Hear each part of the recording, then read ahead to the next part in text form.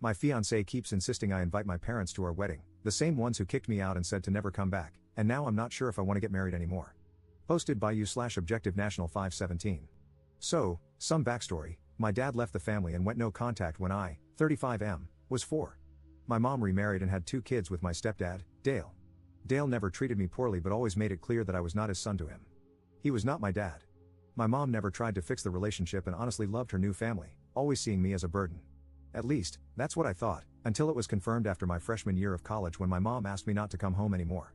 I blocked her after that phone call and have had no contact with her, my stepdad, or my half-brother since then. I still speak to my half-sister, 25F, at her insistence, but that's my only contact. It took me a long time to deal with basically being kicked out of my family. I grew to be pretty independent and thought I'd live alone until I met my fiancée, 28F, 4 years ago. We have had a great relationship, and her family welcomed me with open arms. She comes from a pretty typical suburban family, and they are great. Over the years, I've told her about my issues with my family. She has met my sister, and she never pushed for more, that is, until we started planning the wedding. When we started talking about who we would invite, I mentioned friends from college and coworkers, and she kept suggesting that I should invite my parents. At first, I thought she was just trying to gauge if I wanted to. I said I would not be inviting my parents. She said okay, but then brought it up again the next day. I calmly explained how much they hurt me, how growing up feeling unwanted and then having it confirmed at 19 really stunted my mental health. I explained that over the years, I have realized it's their problem, and if they ever want to solve it, they can initiate contact. I am in contact with my sister, and it is clear they are happy pretending I don't exist. It sucks, but it's their problem that they have thrust onto me.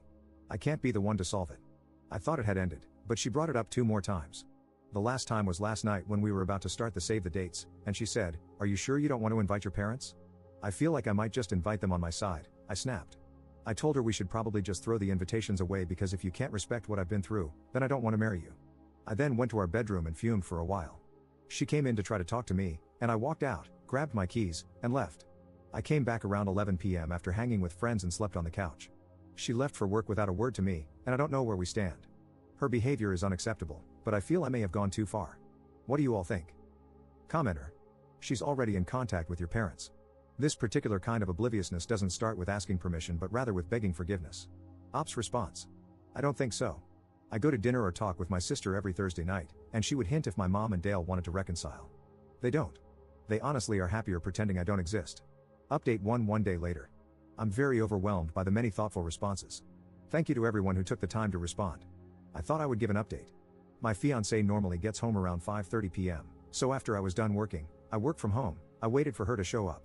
I got very worried when it was 6, and she still wasn't home, but around 6:15, she showed up with my sister, which was a big surprise. While my sister and I connect every Thursday, we live 45 minutes away from each other, so her popping by is not normal. Both of them looked very anxious, so I was very confused.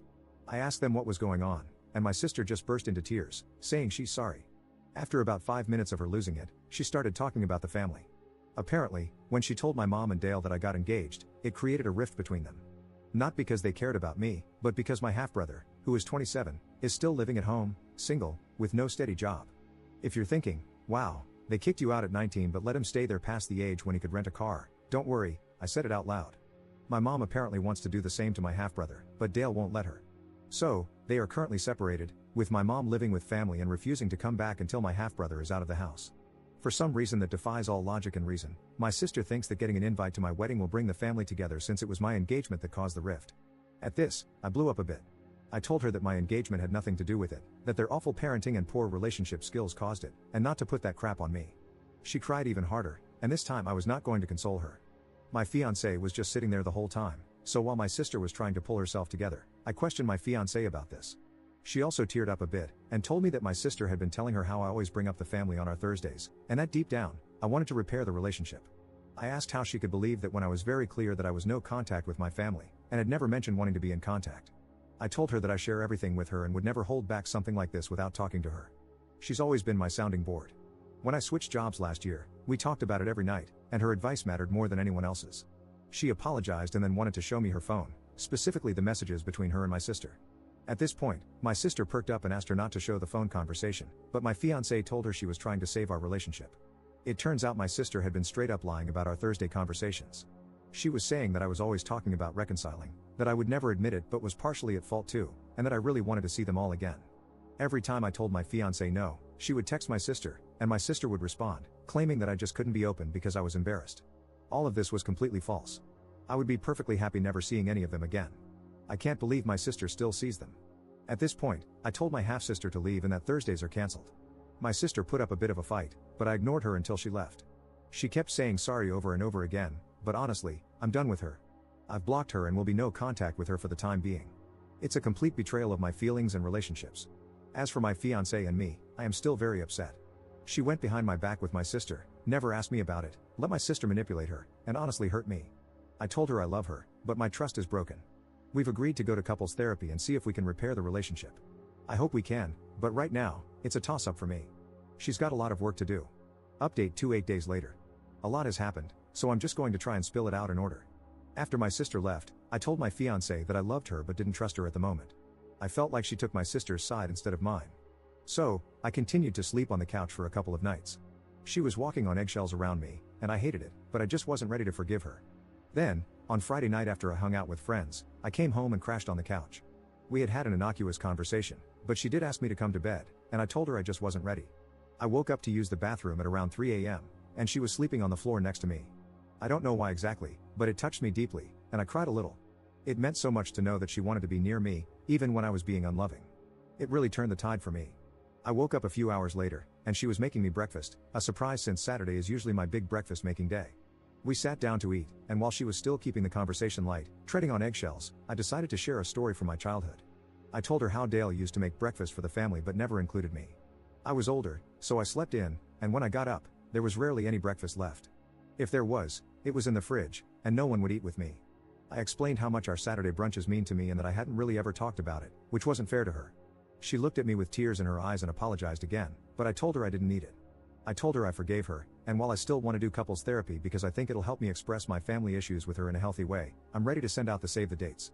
I then asked her to massage my back because the couch was a nightmare to sleep on, and she knew I was serious. I don't love people touching me, except my fiancé, and I had really not allowed it since the original incident. I know most of you did not want me to forgive my fiancé, but I love her, and she loves me. She made a huge mistake, but she's never experienced anything like what I went through, and she showed remorse. As for my sister, my mom reached out via a phone number I didn't recognize and told me I should forgive my sister. I told her to screw off, and that just confirmed my sister really never had a relationship with me at all, because if she knew me, she would know that contact with my mom would only make the situation worse. I then blocked the number.